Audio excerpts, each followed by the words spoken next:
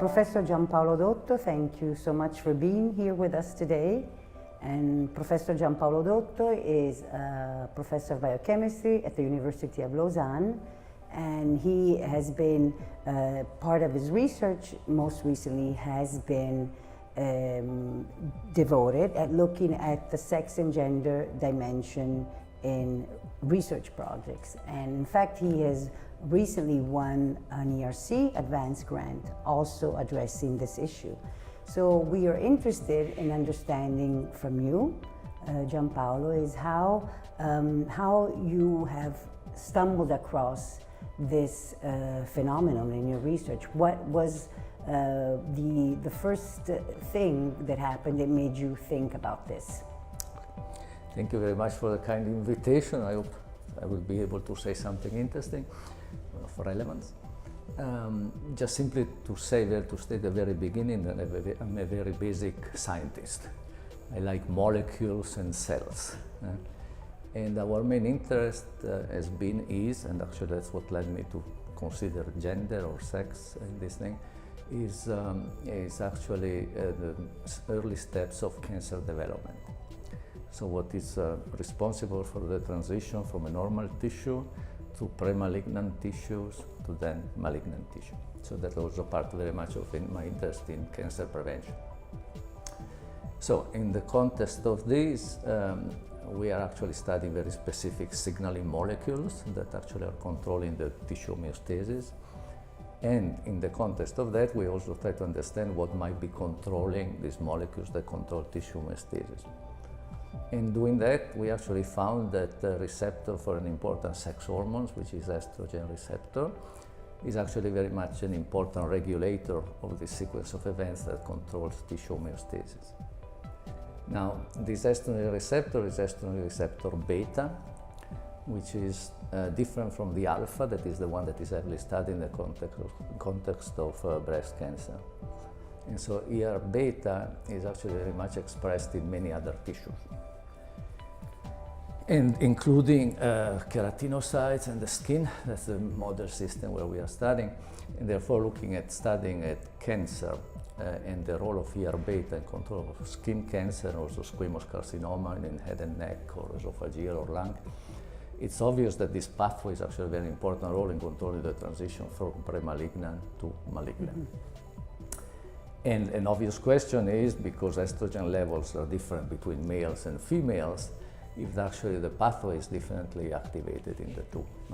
That's historically, that's how we got into this. So starting really from molecules, cells, signaling, and then get into what is controlling these pathways and then becoming really aware of the importance of this whole thing, especially because sex hormones are obviously very important also translationally and in the clinics, and it's a very fascinating but very complicated issue. And so that's how we got into this whole issue of gender and sex. I mean, it's also I think important to very much define carefully what we mean by sex and what we mean by gender. Do you think it's in this way it's very correct then to include in your experiments both sexes? So right, sure. And also in terms of cells. Right. So I mean, it's important obviously to think about let's say the sex of the cells, because correctly there are many genes, as I mentioned, just pro-inflammatory genes or that control proliferation, or even very importantly also chromatin configuration that are X-linked, and there is at least one which is not found in the Y chromosome, or it's just lost the activities, is UTX, UTY, as you know. And therefore, even in culture, the male or the female cells could actually have different behavior intrinsically. My view of this whole thing, actually, I believe very much into an integrated approach. So I like very much also the idea of cancer as a morphostat. Oh, that's nice. Which is actually, that's been proposed by others, that actually cancer is not just simply a clump of cells that go, escape control. It's not even just simply a clump of cells plus their immediate surrounding, but actually is integrated in the whole tissue. And therefore, I think it's important to be critically aware of the cells and where they're coming from, male or female individuals, as much as actually controlling and studying the interplay with sex hormones. And so one thing that actually we are heavily studying right now is the androgen receptor. And the androgen receptor is actually maps on the X chromosomes. Now, it turns out that on the Y chromosomes, there are at least 3 genes that have been reported to have at least some oncogenic potential, and they control AR expression or activity. And so the interplay between the Y and the X then is impinging on a receptor, a key receptor for sex hormones, which is the androgen receptor. So I think, which is the fascinating thing and also very challenging, is this integrated approach. Exactly. And I think you cannot, I mean, obviously you need then to just tease apart and study one element at a time and then try to put them together. Exactly. I mean, another very important element of this whole thing is also consider cell and tissue and organismal aging. So which of course that as well is different. Right, it's different, and again it's well known. For instance, testosterone levels, they decrease, as well as estrogen level decrease with age in the individual. Unfortunately. But aging can also, or senescence can also occur in cells. And going back to cells intrinsically is another thing that is very well known, is actually that often the Y chromosome or part of the Y chromosomes are actually lost in aging tissue, as well as is very well known in prostate cancer, for instance. So chromosome in cell is key. I would bring in, and even in culture, probably not many people pay attention to the fact of this serum that you add to your growth medium is loaded with hormones. Exactly, yes. So, That's something else definitely to take into. Yeah. So along the same line, what about for scientists that work with organisms, animals such as mice, mostly mice? It's obviously important to include both sexes in all of your experiments when possible. What is your idea on this? That's a very, I think, difficult question, practically speaking. Yes. And so funding agencies now require that you have, you make your statistical calculations and try to perform experiments in both males and female mice,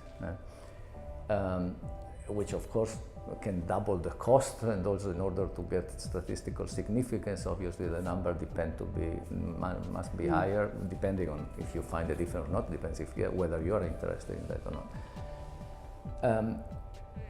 But considering that, another thing that I think is key and is not adequately stressed is not only the difference between male and female in terms of mice, but the key difference in strains. Strain of mice. And so, I mean, if you want to play that game, you can also argue that whatever results you get with one strain of mice might not apply to another.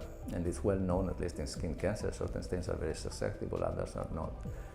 So the question is how many conditions you want to test experimentally to try to get sort of close to the human situation, which never will be. So my feeling would be that it would be better, I guess, to be very carefully aware, real conscious of the importance of sex, and well, in the case of mice, of sex and hormones.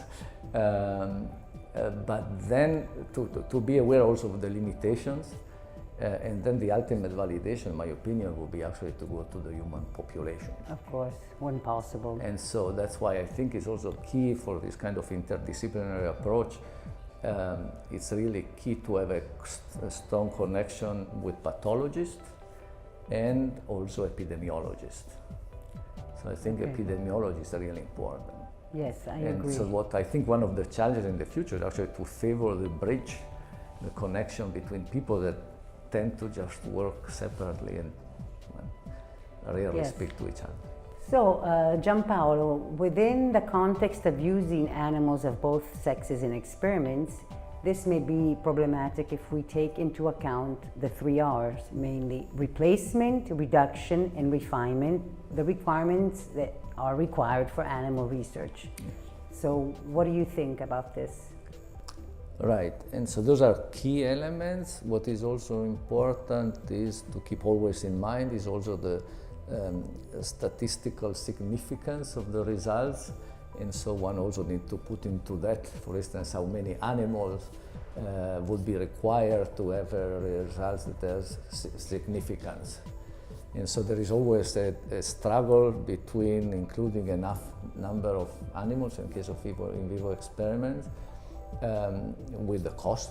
And in this case, it's also important to keep in mind the possible differences between males and females. One additional element that is not taken into, and so these are funding agencies now, for instance, NIH. When you apply for an NIH grant, you need to have a whole section on actually you have to describe your provisions for what you do, to take into consideration possible differences between, for instance, male and female mice. And so in theory, you should actually include the similar, to perform the same experiment in both male and female cohorts. Which again, if you do some statistical power of analysis calculation, you can see that the numbers can skyrocket. And so that goes against the reduction. So one way to reduce that, there are a couple of ways. I think the first one is actually to be very rigorous in the working hypothesis that one wants to test, and critically aware of the fact of whether one is using a male or female cohort, and maybe just sometimes to validate that is the key experiment in mice of the opposite gender without just repeating everything in the two populations. The other thing that one can actually, but another very important thing that is probably not adequately stressed, even by funding agencies, is that there are many strains of mice which have a different susceptibility to cancer. So even there, unless you argue that you want to validate all your experiments in different mouse strains, not only males and females, you can see that it's actually becoming impossible. Right. And so I think the only way to do is just simply be really aware of the limitation of our experimental setup. That would be my recommendation. And then eventually to think that the most important thing would be to then validate somehow with human samples, and then importantly try to go to the human population level, because each individual is different from another. And so if you really want to see whether this is valid or not, you need to actually be able to tease out the different human populations, different gender, and different ethnic or the racial background. That's one thing. And then the second, for reduction, that I'm becoming interested, will be the possibility of transferring some of the testing to in vitro system with three-dimensional organ reconstitution, where you can study cell-cell interactions and the impact, in this case, for instance, of sex hormones, males and female cells. With the obviously understanding that many cell type or many structures like endothelial cell, blood vessels, or immune cells might not be there or just not behave normally.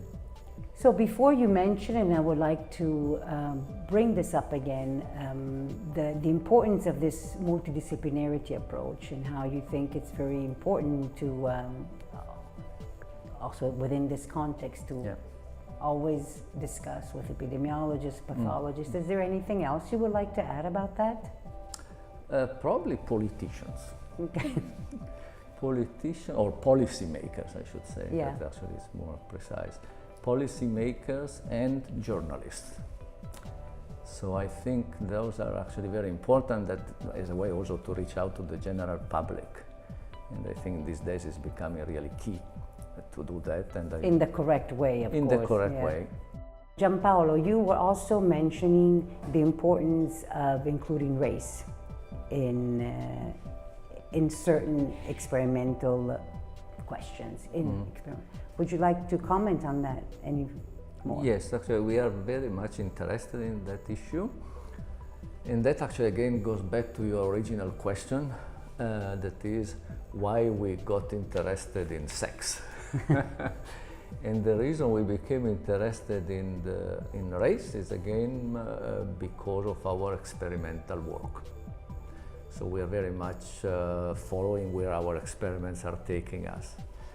And so we actually became very much interested in the issue of race, again focusing entirely on pre-malignant and malignant cancer lesions in the skin, which is our experimental model.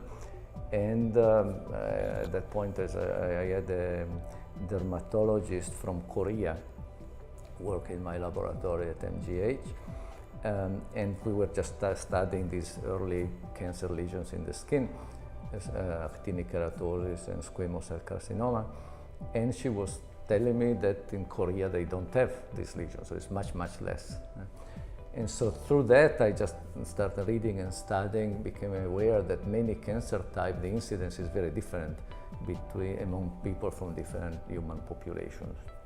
And so now we're actually quite studying that, and besides East Asians or Caucasians, we're actually very much focusing on the difference between people of, so again, it very much is important to use very precise words when you talk about race, because this is again loaded with all sort of political connotations. And again, I try to emphasize the importance of being a rigorous scientist. So when we talk about race, we try to use the definition which is used by the SEER database in Atlanta of human races. They recognize 6 of them. And for instance, we are focusing on what we call the white race, which is including many ethnic groups, Caucasian, but also, for instance, Semitic populations, and black. Black meaning people originating from Africa. And so there it's fascinating, really fascinating, because of the variability and variation between, and so the SEER database, they talk about white and black. That's what we actually try to focus on in research, and the susceptibility to many cancer types is very different between black and white. Yeah. And does that also change within women? And so that's very interesting because, exactly. So for instance, head and neck cancer, so again, that's why I think to look at the epidemiology is very important. And so if you look at the epidemiological data, both the incidence and survival of head and neck cancer is different in the black and white population.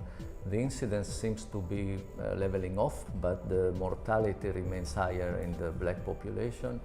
But actually only in the males.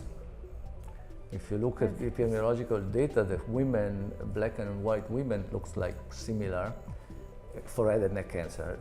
Breast cancer, the black women, they still do more poor. Now, having said all this, it's obvious that differences in lifestyle, access to medical care and so forth are very different because different socioeconomical conditions and so forth. So that's very important also to be, even for a basic scientist, not to forget that. That's very important. But there are as well probably genetic determinants of that. And so, but going back to the difference between males and females and different races, I think it's also fascinating and an interesting thing to keep in mind, I believe, is the importance of the Y chromosome. Exactly, as you were saying with the male transmission, as well as the female, they always are the ones that are transferred the mitochondrial DNA. Another question that I would like to ask you, always in this context, is how much awareness do you feel in the scientific community now, besides people, of course, working with you, which are very aware of this sex, gender dimension in research, and perhaps, people working in our institute, since we've been talking about it so much, but in the general scientific population, do you think the awareness on this problem is high, low, medium? Do you think they should know more about it? How can we let people know more about it? Well, practically speaking, now there is a growing interest on the side of funding agencies.